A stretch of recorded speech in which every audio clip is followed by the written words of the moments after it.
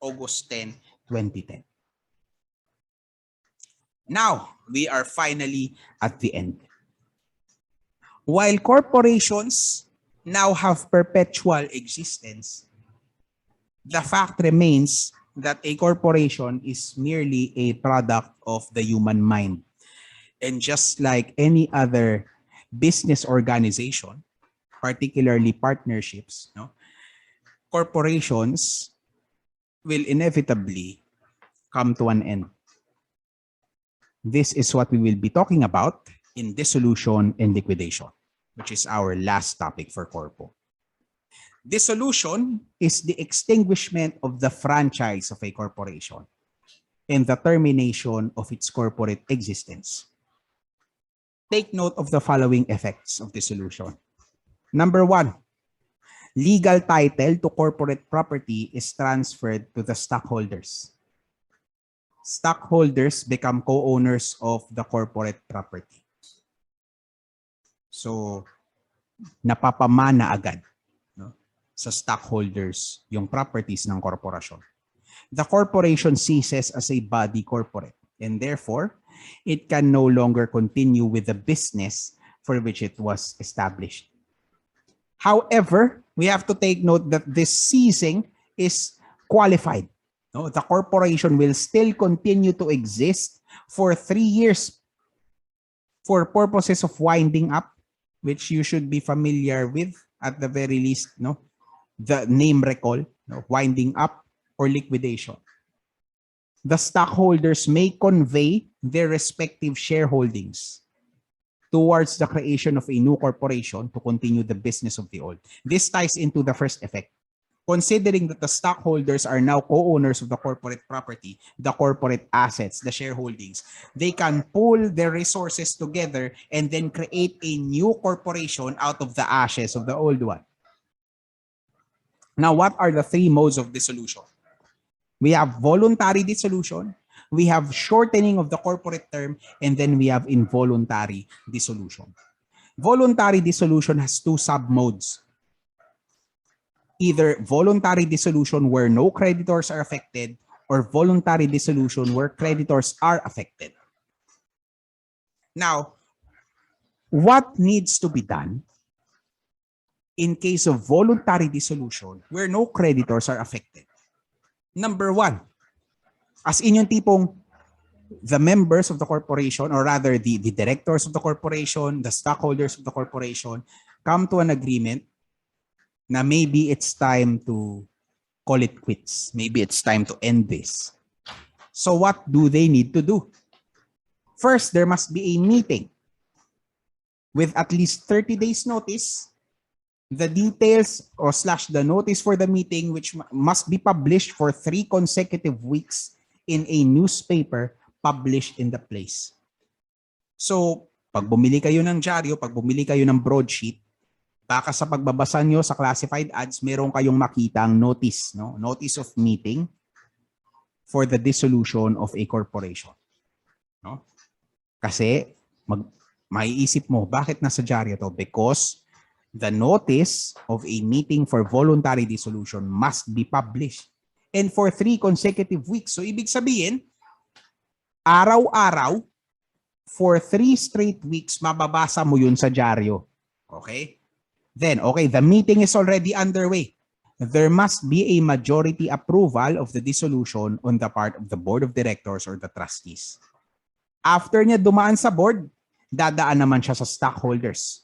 The stockholders holding a majority of the outstanding capital stock or the members in case of non-stock corporations, they must give their approval, at least 2/3 majority. After makuha yung approval ng board, makuha yung approval ng stockholders or ng members, there must be a resolution signed by a majority of the directors or the trustees, countersigned by the corporate secretary, and then filed with the SEC. The SEC will then act upon that resolution and then issue what we call a certificate of dissolution. Now, what if voluntary dissolution pa rin ang mangyayari but creditors are affected? Now, of course, there has to be as well a meeting there has to be 2/3 approval by the stockholders. Rekta muna sa stockholders class, okay? So meeting among the stockholders, there must be at least 2/3 approval by the stockholders owning the majority of the outstanding capital stock or members in case of non-stock corporations. And then there must be a petition signed by a majority of the directors or trustees or other officers having management of the corporation's affairs. The petition must then be verified by the president or the secretary or a director. Verified meaning, merong verification, merong statement doon sa likod ng petition signed by the president stating that all of the allegations in the petition are true.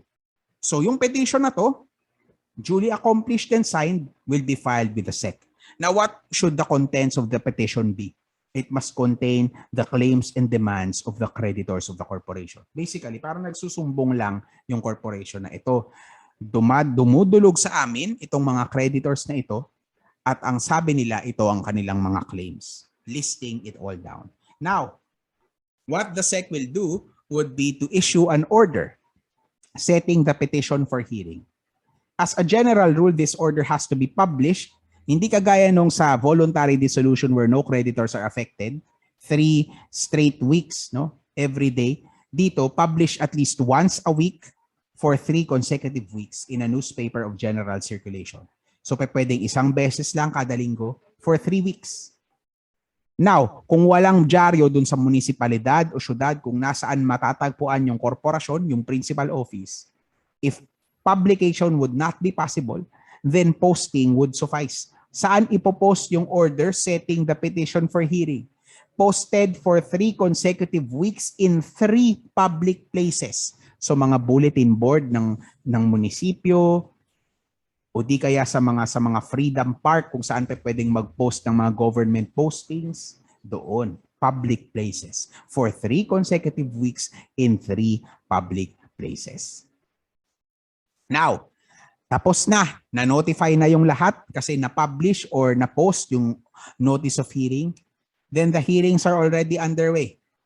No? What would happen before that? O sige na, nakapag-post na. So alam na nung mga creditors na mayroong petition sila na pwedeng sagutin before the SEC.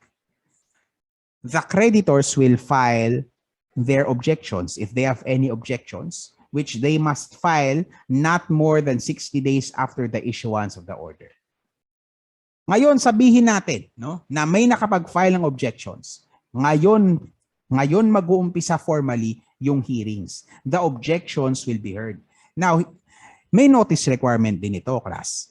Yung hearings, no, all interested parties must be notified 5 days before the hearings. Okay? Now, after the hearings, after the SEC deliberates on the petition, the SEC will then render judgment, dissolving the corporation and then directing the disposition of the assets for the benefit of the creditors. No? Ipambabayad na sa mga creditor yung properties ng korporasyon in compliance with what doctrine? The trust fund doctrine. Because ultimately, the corporation only holds its properties, its assets in trust for the creditors of the corporation. Now, what are the grounds for involuntary dissolution? Of course, non-use of corporate charter. You know, nag-apply ka for the issuance of a certificate of incorporation pero wala naman kayong business na ginagawa. 'Di ba? Naalala niyo 'yon? Pag 5 years at wala, 'di ba? Merong status, no? Merong delinquency status na you will be given 2 years to get your things together, to get your act together, kumbaga. And failing that, your corporation will be dissolved. Next, continuous in operation of a corporation. Di ba? Sinabi na rin natin ito before. Initially, nagbi-business naman kayo, pero later on, for some reason, tumigil kayo, tapos tuloy-tuloy nang hindi na kayo nakabangon. Next, receipt of a lawful court order dissolving the corporation. So mismong korte na nagsabi, this corporation perhaps is conducting an illegal activity and must therefore be dissolved. Next, no, another ground would be a finding by final judgment by a court or tribunal that the corporation procured its incorporation through fraud. Sabi nila, sabi nung incorporators may assets sila. Sabi nila may capital sila.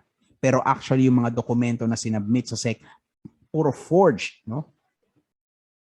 Wala naman talaga pala silang assets. So, merong fraud, merong malice, may bad faith attending the incorporation process. So once there is a finding by a court or by a body or by a tribunal na merong ang ganung nangyari and that judgment lapses into finality, that can be a ground for involuntary dissolution. Now, another series of grounds would be a finding by final judgment that the corporation was created for committing, no, or for concealing or aiding the commission of securities violations, smuggling, tax evasion, money laundering, or graft and corrupt practices.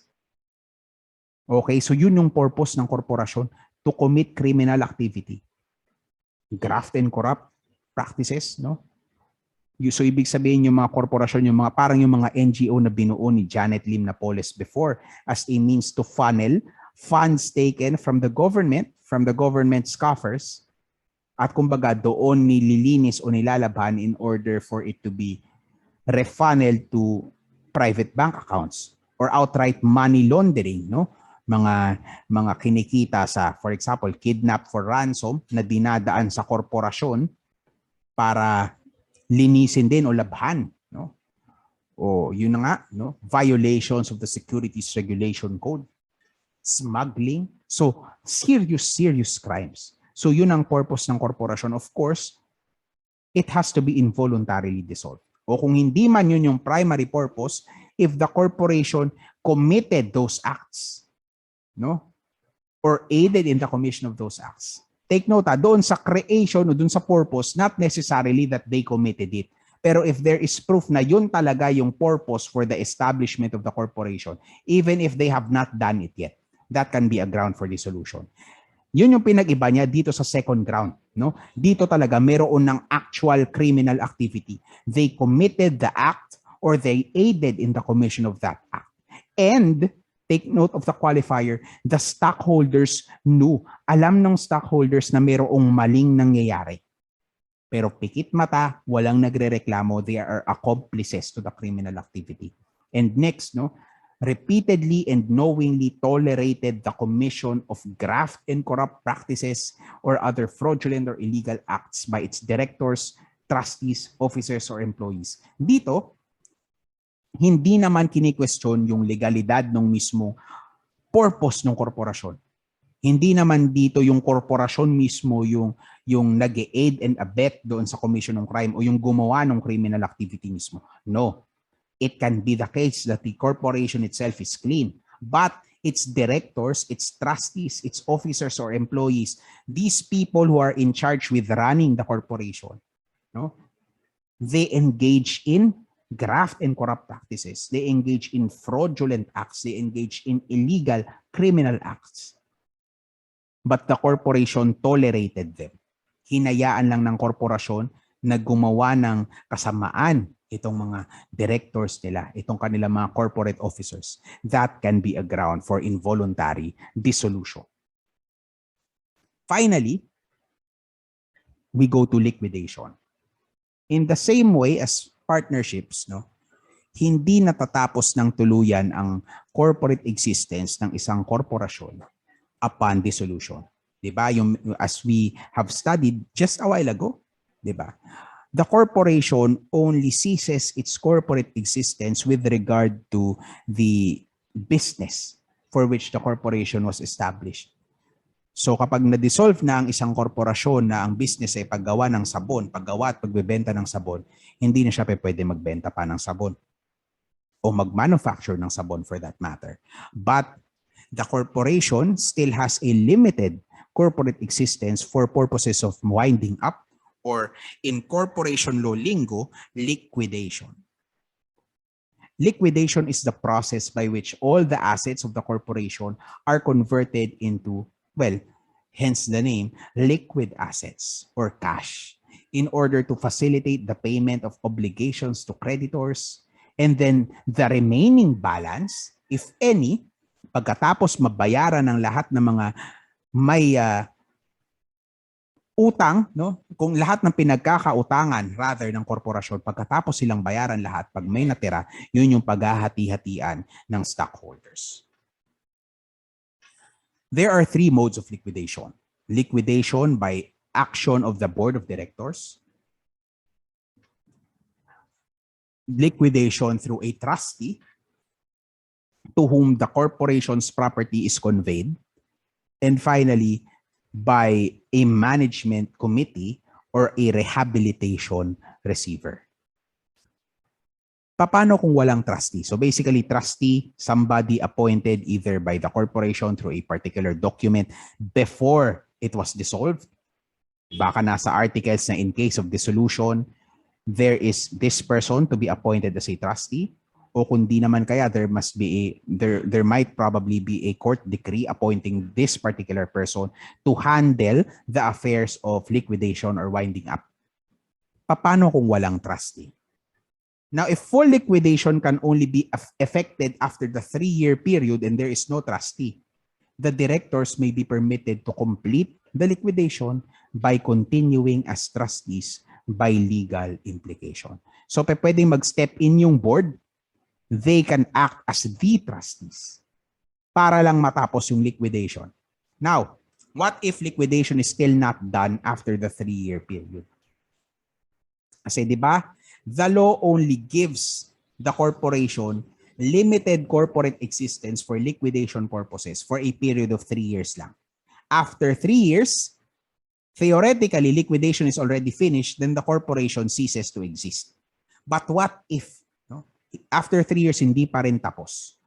According to the SEC, in SEC OGC Opinion number 15-07, series of 2015, kailangan pa rin magpatuloy ang liquidation. It must still be allowed to proceed. Walang finished or not finished past your paper dito. Sabi ng SEC, accordingly, it should be allowed to continue liquidating its remaining assets in order to complete the process of dissolving the corporation. Likewise, it should be allowed to distribute the proceeds from said disposition to its stockholders or creditors, if any. A contrary interpretation would have unjust and absurd results. Now, what if, during the 3-year period, kasi sinabi natin, di ba, wala ng corporate existence yung korporasyon for purposes of its business. But for purposes of liquidation, pagbabayad ng utang and other related matters, nag-exist pa rin ang corporation to some extent. What if the corporation filed a case during that 3-year period, during that 3-year liquidation period, tapos natapos yung 3 taon, pending pa rin yung kaso?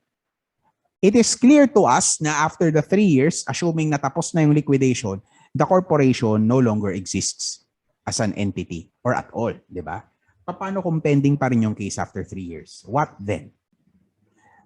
The trustee of a corporation may still continue to prosecute the case until the rendition of the final judgment, even if the judgment is rendered beyond the 3-year period. So while wala na yung corporation after 3 years, the trustee will carry on with the case. Take note, that since the corporate existence of a corporation terminates in full after the lapse of the 3-year period, the corporation is barred from initiating a suit at that point in time. So, while pwede siyang magsampa ng kaso during the 3-year period, hindi na siya pwedeng magsampa ng kaso after the 3 years. Kasi, by then, there is no corporation anymore. All right? And that's it. That's corporation law.